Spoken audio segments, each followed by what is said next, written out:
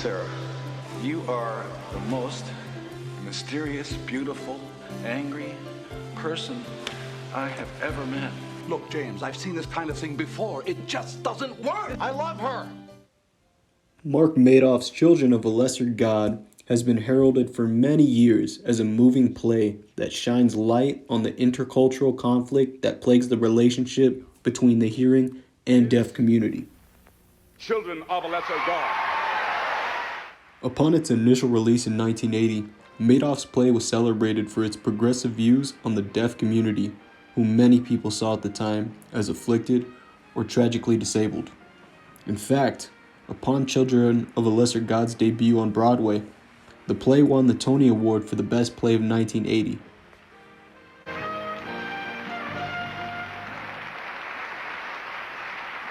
The dream meets reality. I use a sign in the play.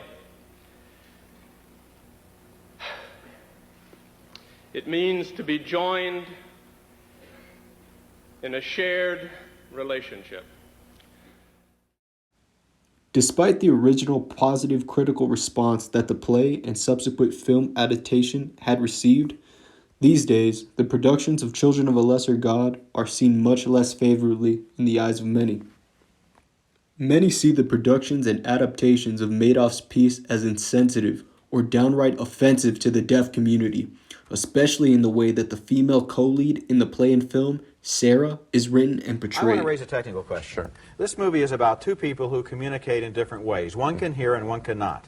The movie can hear. The movie has no scenes from her point of view in which we share her silence. A silent soundtrack as she tries to relate to this other man, and to me, that's cheating. That's making her into the problem, into the stubborn person who has to be brought around.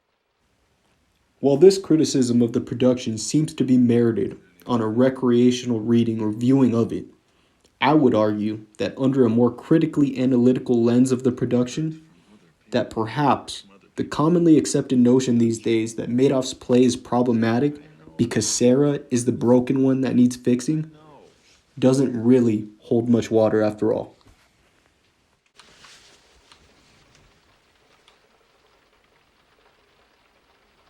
Suppose you admitted that you hurt.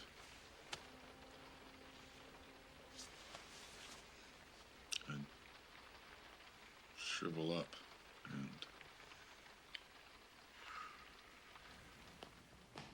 Firstly, I believe it is important to make the distinction that James Leeds, the hearing male lead in both the original stage play version and the film adaptation, is the protagonist of Children of a Lesser God. We are first introduced to the world of the production through James Leeds' eyes, or more importantly, his ears. Acclaimed reviewer Robert Ebert makes the claim that the film can hear, and that was, I believe, the intention that Madoff wanted to get across to the audience of the original stage play production. to connect. Simple. But it means so much more when I do this. Now it means to be joined in a relationship separate but one. Now make no mistake about it, Madoff ensured that the original stage play would be enjoyed by both hearing and deaf audiences. He made numerous adjustments to the initial production process to ensure accommodations were made for all parties to work seamlessly together to make the progressive intercultural play a success. That being said, my point is that the production is meant to be hearing because our protagonist, James Leeds, is a hearing schoolteacher who doesn't initially truly understand the world of the community he is trying to help. Once one views the production by reminding themselves that James Leeds is the protagonist whom we are meant to see the world through, it makes a lot of sense as to why the world of the production is hearing by design and not told primarily through the perspective of Sarah, as she is the supporting lead. I am falling into the pool with you!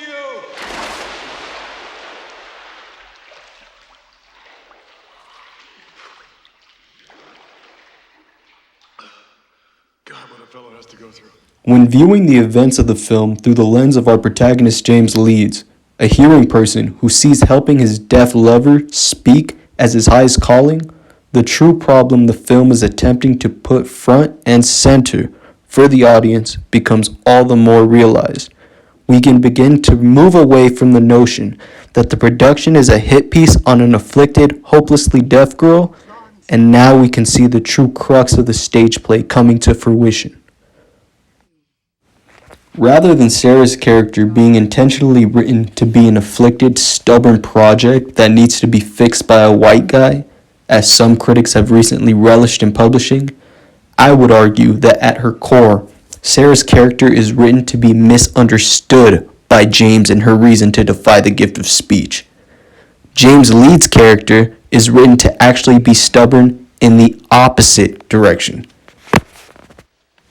Upon a close dissection of the film, it is evident that of the two, James's character is meant to be received as stubborn by the audience, not Sarah's. The definition of stubborn reads as follows: having or showing dogged determination not to change one's attitude or position on something, especially in spite of a good argument or reason to do so. No, that is not what I wanted to know about you. At a superficial level, and to James, Sarah does not have a good argument or reason not to speak, such as in James's eyes, she is handicapping herself severely, personally and professionally by choosing not to speak. However, Sarah's character should not be viewed as stubborn by the audience if, by definition, she has a good reason not to change her position on staying mute. And it is evident that Sarah has the absolute strongest reasoning as to not learn how to speak.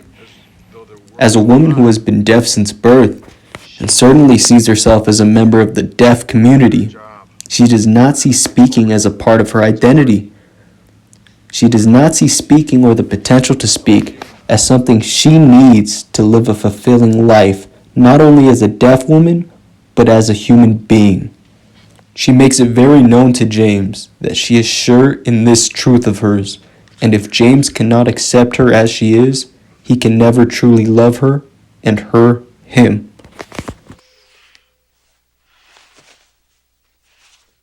Until you let me be an I the way you are, you can never come inside my silence and know me. And I won't let myself know you. Until that time, we can't be like this.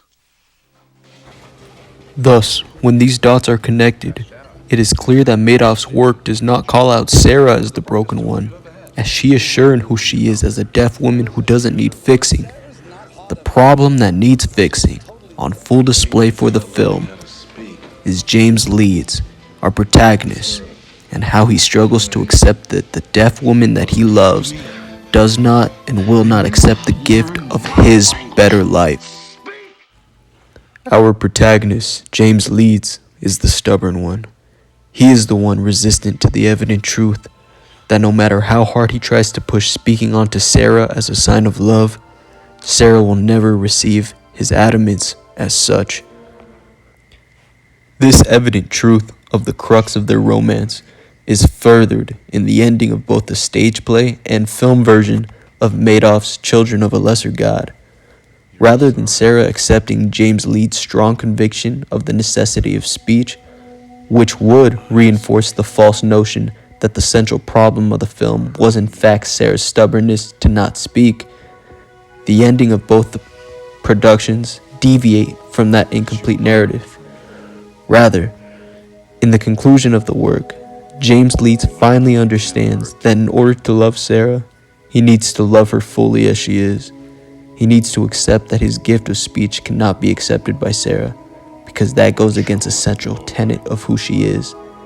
She is deaf and mute, and by the end of the production, though both James and Sarah have been hurt by the effects of that hard pill to swallow, they finally have a cathartic moment of understanding that will lead their love into a future of flourishing silence or not.